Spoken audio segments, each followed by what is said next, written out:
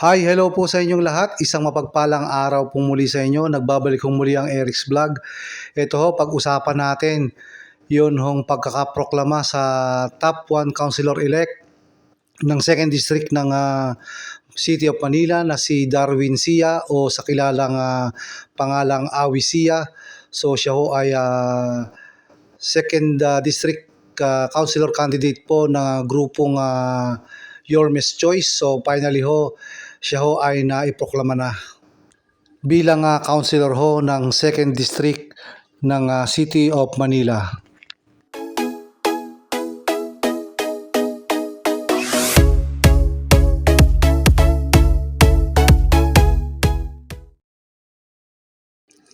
So yun ho, kamakailan ay naiproklama na ng COMELEC ho itong si top 1 councilor-elect ng 2nd District ng Manila, itong si Darwin Sia o sa kilalang pangalan hong Awi Sia. Nakagrupo ho ng nanalong mayor ng Manila na si Francisco Isko Moreno Dumagoso sa grupo ho ng 2nd District ng Yormes Choice. So ito ho yung update ng COMELEC na inilabas ho noong June 18, 2025 kung saan ho ang suspension sa pagkakaproklama ho kay Councilor-elect Awi Sia ay nililip na ho o tinatanggal na ho.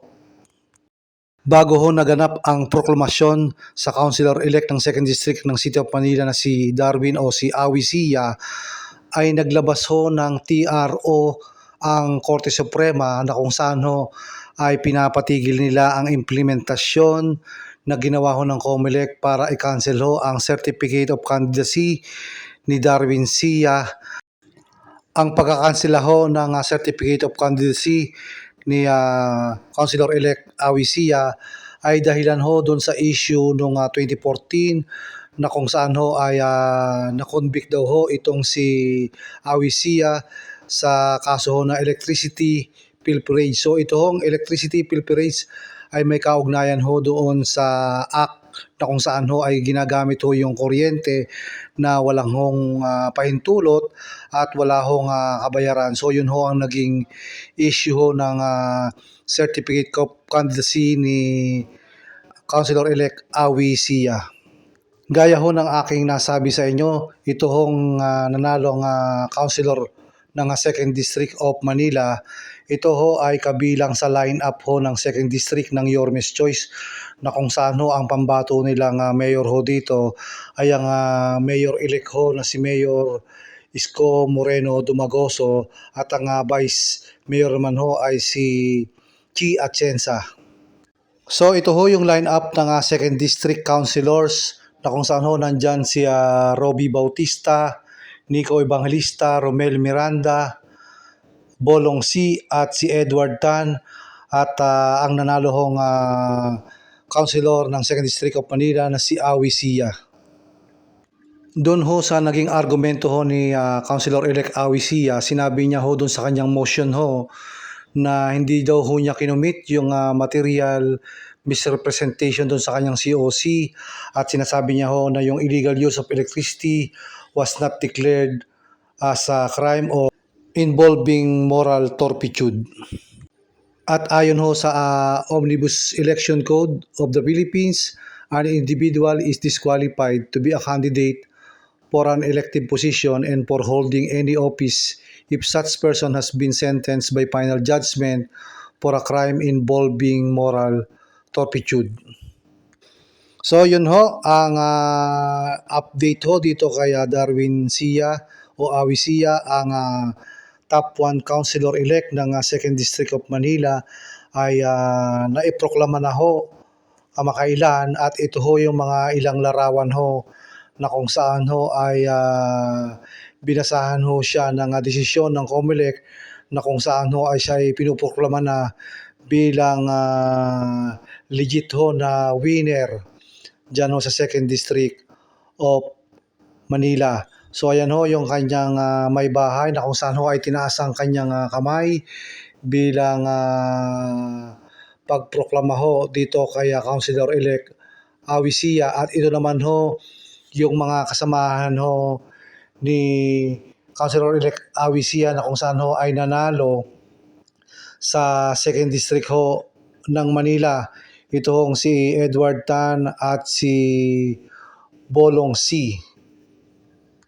Yan ho ang mga ilang larawan ho doon sa pagkakaproklama ho dito kay top 1 Councilor-elect ng 2nd District of Manila na si Awi Sia.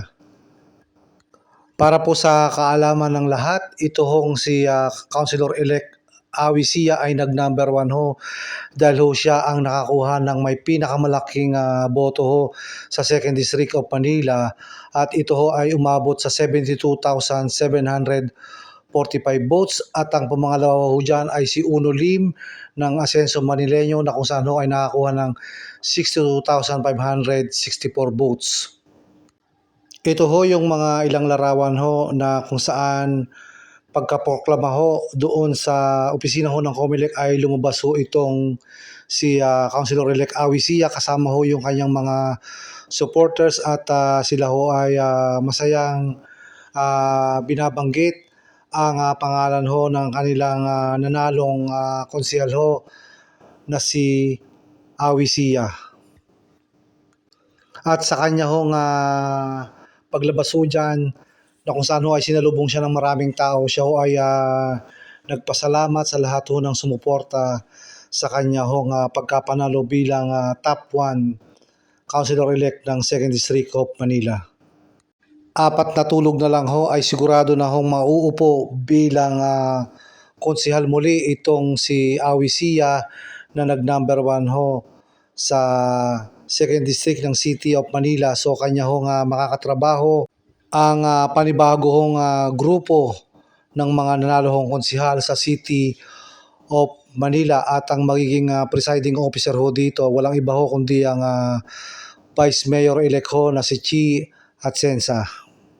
Para din ho sa kaalaman ng lahat, ang nanalo hong konsehal sa District 2 sa mga 6 ho na kandidato ay 3 lang ho ang lumusot. Ito nga ho, ang una ay si Awi Sia, si Bolong C, at ito hong si Edward Tan. So yung 3 lang ho na yon ang mapalad ho na nakalusot at nanalo na konsehal sa District 2 na kabilang ho sa Yormes Choice sa grupo ho ng Mayor-elect na si Isko Moreno Dumagoso at ang Vice Mayor ho na si Chi Atienza. So yun ho, naiproklama na itong si Darwin Sia o Awi Sia na top 1 Councilor-elect ng 2nd District ng City of Manila. So siya ho ay mauupo sa June 30, 2025 sa mga tanghali po. At siya ho ay maglilingkod sa 2nd District ng City of Manila sa loob ho ng 3 taon at matatapos ho ang kanyang termino sa June 30, 2028. So hanggang dito na lang po muna ang ating vlog. Maraming salamat po sa patuloy na nagsusubscribe sa aking YouTube channel na Eric's Vlog. So sa mga hindi pa ho nagsusubscribe, pasuyo na lang po, pasubscribe po para ma-notify po kayo sa mga video po na aking i-upload dito ho sa aking YouTube channel na Eric's Vlog. Maraming salamat po sa inyong panonood.